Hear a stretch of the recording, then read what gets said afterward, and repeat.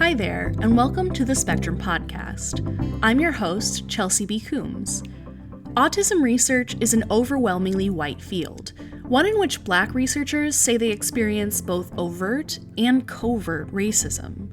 This summer took an especially heavy toll on many scientists of color as protests erupted in response to the death of George Floyd, Ahmaud Arbery, Breonna Taylor, Rayshard Brooks, Jacob Blake, Daniel Prude, and other victims of police violence. Today, we're hearing from 4 Black women who are autism researchers about their experiences leading up to and during this past summer, and what they hope will happen next. Being both Black and being a woman in autism research, and essentially in any sort of scientific field, you know that you're underrepresented. And I think that's one of the things that, for me, has definitely been one of the kind of more difficult things. That's Mary Ajapong, a second-year PhD student studying eye tracking in younger siblings of autistic children at King's College London in the United Kingdom. Her experience is something Tamara Parker can relate to.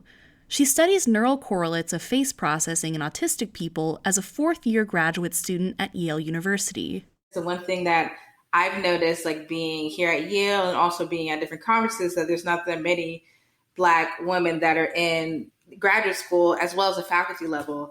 There wasn't many Black mentors I could look to. Desiree Desi Jones says this lack of diversity often means that Black autistic people's experiences go unexamined in research. She's a third-year PhD student at the University of Texas, Dallas. She studies intrinsic and extrinsic factors and how they influence social outcomes in autistic adults. We really include predominantly white participants. Because of that, we miss out a lot on the experiences of Black autistic people or issues that may disproportionately impact them. So I think we need to do a lot better job including the Black community in autism research. For example, an analysis presented at the 2019 International Society for Autism Research annual meeting showed that a U.S. autism prevalence survey included too few Black families to yield accurate data. The 2016 National Survey of Children's Health included only 80 Black families in 2016 and only 38 in 2017. And the problem extends to the technology used in studies as well. Cleana Kelly is a PhD student who studies eye gaze and joint attention at Aston University in Birmingham, England.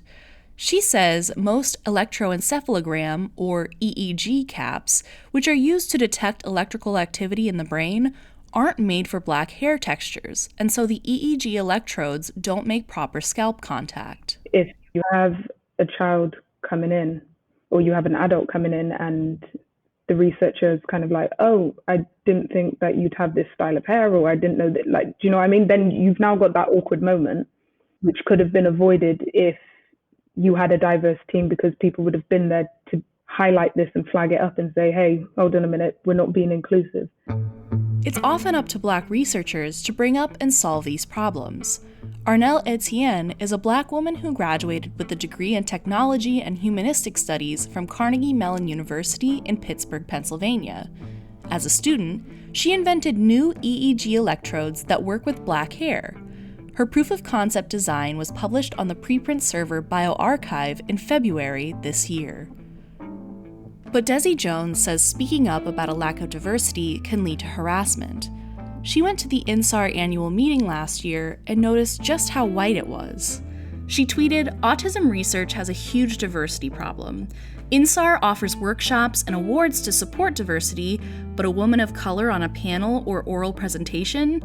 Almost unheard of. We need to do better, and yes, I am saying this as someone who is impacted by this."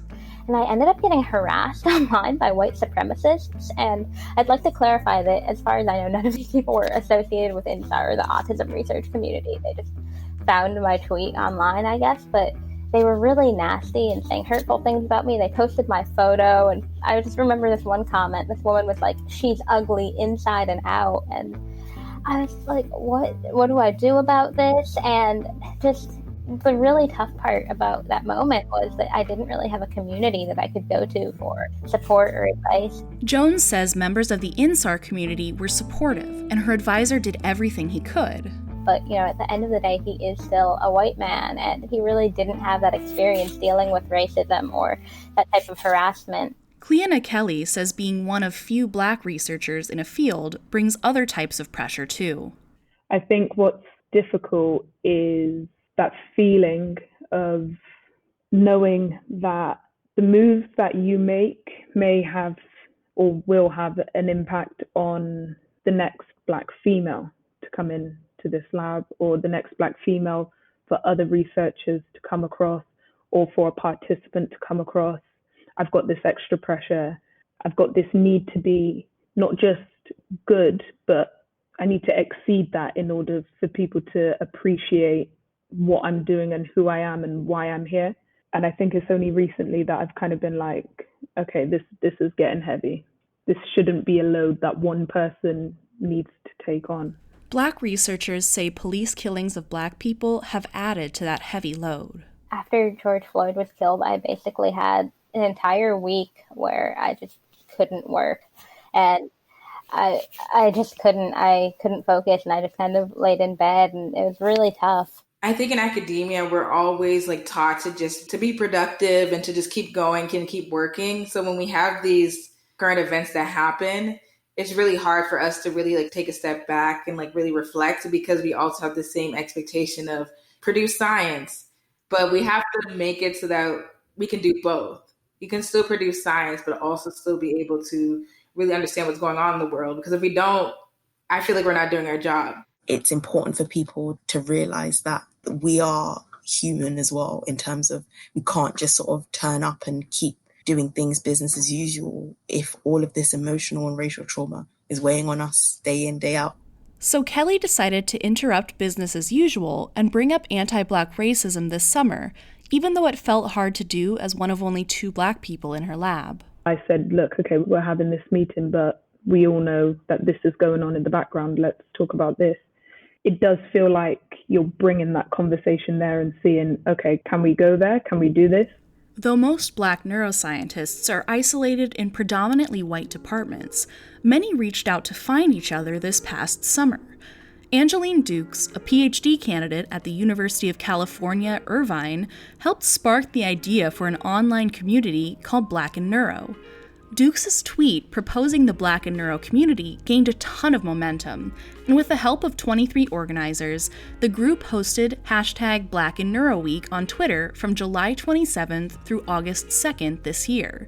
It featured panels on subjects like neuroracism, Black women in neuro, and Black joy in neuro. And Black In Neuro is still going strong, providing resources and mentorship for Black neuroscientists around the world. Kelly has enjoyed keeping up with the Black In Neuro Slack group. I'd wake up and just scroll through the messages, and it was just a beautiful environment, absolutely beautiful. Just to have people who are passionate, not just about science, but about neuroscience. And everyone's Black. You don't need to put on that coat. You don't need to put on that mask. You just be you. You come there and you be your original self, your authentic self. The Black In Neuro group has helped these Black autism researchers find each other too. We actually have a little group on there for autism researchers in Black In Neuro, and there's fewer than 10 of us.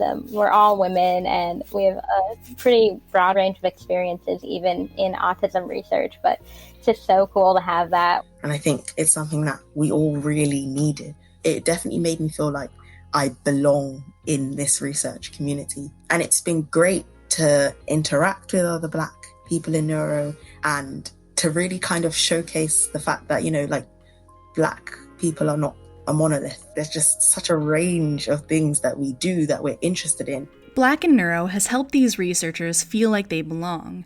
But Kelly says institutions also need to step up and play a role in finding and supporting Black autism researchers. In order for autism research to look more diverse, you need to fill the spaces with Black people, not just for your photo shoot, not just for the magazine cover. You need these people in the background. You need that input, because that's what makes the changes. We want to emphasize that it's not just about recruitment, because I think a lot of it is like, oh, you're supposed to recruit. more minority students, but it's more than that. We need to increase the representation of Black autism researchers across all career levels. And we need more people in tenured positions who can serve as mentors for new students so that we can have this community aspect again and like have people who can help you with these things. It's not enough, though, just to increase the representation of Black researchers. You have to support us once you hire us. Kelly says a lot needs to change, but for younger Black people who want to get into neuroscience or autism research, there is hope. There is a community out there. We're very small at the moment, but we're there. Please reach out. Thanks so much to Mary Ajapong, Desi Jones, Cleona Kelly, and Tamara Parker for joining me to talk about their experiences, Anna Stitt for her work as producer, and thank you for listening to the Spectrum Podcast. You can find out more about Black In Neuro by going to blackinneuro.com or following the Black In Neuro hashtag on Twitter. I'm Chelsea B. Coombs. See you next time.